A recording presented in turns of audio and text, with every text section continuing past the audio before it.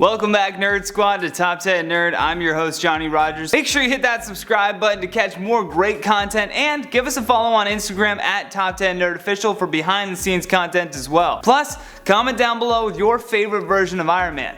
Now, while you ponder that, let's get into today's list of the top 10 strongest alternate versions of Iron Man.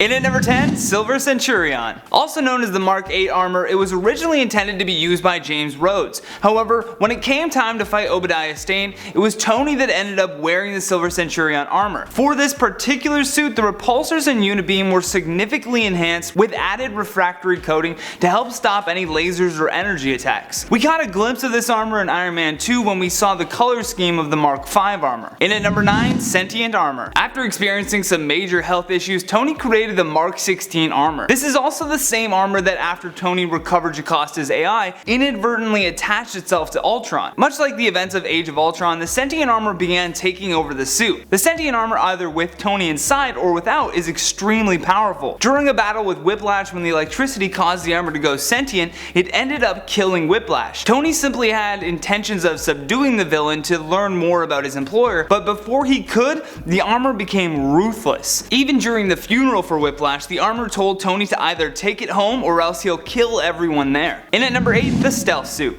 To be more specific, the version 3 Mark 43 armor Tony created is unmatched in regards to stealth equipment. When the Extremis virus got out of control and samples ended up in the hands of a Colombian drug dealer, Stark created the stealth suit to get in and get out safely. The suit has light bending technology that helps for better camouflage, plus can add a hologram for a disguise. The suit isn't exactly strong in terms of physical strength, but for covert operations it's by far the best. It's loaded with non-fatal, silent weapons and has the ability to use repulsor rays at 10% of the max capacity. Also, don't forget about how strong the shield is on this suit. It can stop a blast of energy from the spectral Mandarin ring that's so strong it destroys bonds between atoms and molecules. In at number 7, Extremis. In an ironic turn of events, the Mark 29 armor was created by being injected with Extremis so that he could stop the Extremis Terris Malin. Mixing the Stark technology with Extremis turned out to be very powerful and a deadly combination. The gauntlets could launch explosives,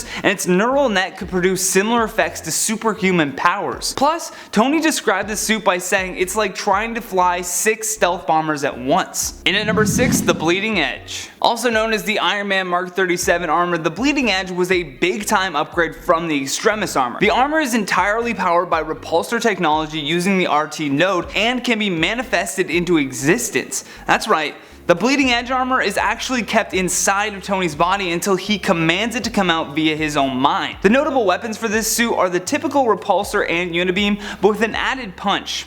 Literally. Stark imagined a boxing glove and large guns extended from his arms that also can materialize into existence. Plus, at any moment, Stark can have a 360-degree view around himself via cameras that were inserted into the suit's repulsors. In at number 5, Excalibur suit. What began as the Mark 9 armor soon became much stronger when combined with Excalibur. When searching for Excalibur, his Iron Man armor had come into contact with its powers, and this very power is what allowed Stark to defeat this extra-dimensional eye monster with Doom. Powered by the scabbard of Excalibur, the suit improved on the Silver Centurion weaponry, and a booster pack was added for space and underwater missions as well. In at number 4, Thor Buster. Taking out the God of Thunder is no easy task, but the Mark 22 armor did just that, turning a gift from the gods into a weapon. Initially, Thor gives Tony this Asgardian crystal that's supercharged with energy for Stark to study. His hope though was that the crystal could help Earth create a much cleaner energy source than what it possesses currently. As you can imagine, when combining Asgardian technology to his suit, the armor achieved this mystical element. Magical energy was used to power things such as flight to even life support.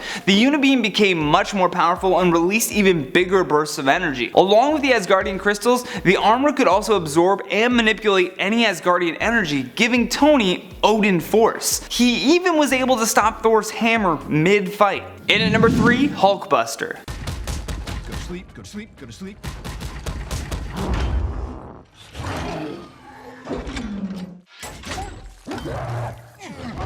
In both Avengers Age of Ultron and Infinity War, we got to witness the sheer strength of the Mark 44 armor, also known as the Hulkbuster. If the name alone doesn't intimidate you, allow me to get into the finer details. It's an extra heavy-duty modular armor that was meant to basically keep the Hulk in check if he gets too crazy. The design for the film is based on the Hulkbuster armor in the comics and has much of the same weaponry. The strongest part about this version of Iron Man is the regenerative armor it has. With its prehensile technology, it can automatically replace any damaged armor. My favorite part is the micro-punching repeater, for which Tony uses to make the Hulk sleep. And at number 2, Civil War.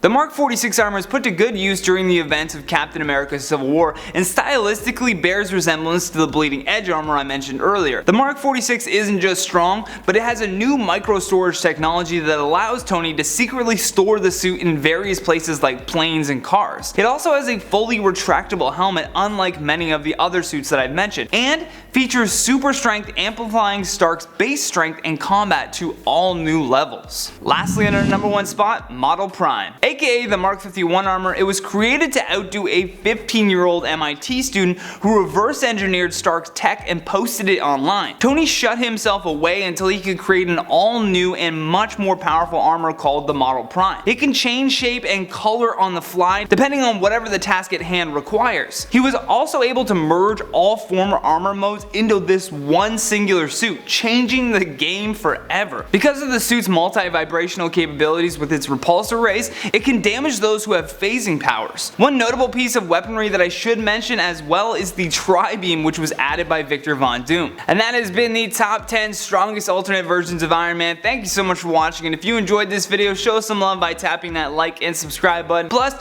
leave us your comments down below with what you think about this list. And for more videos like this one, just click that playlist on your screen. From Top 10 Nerd, I'm Johnny Rogers. Until next time, take care.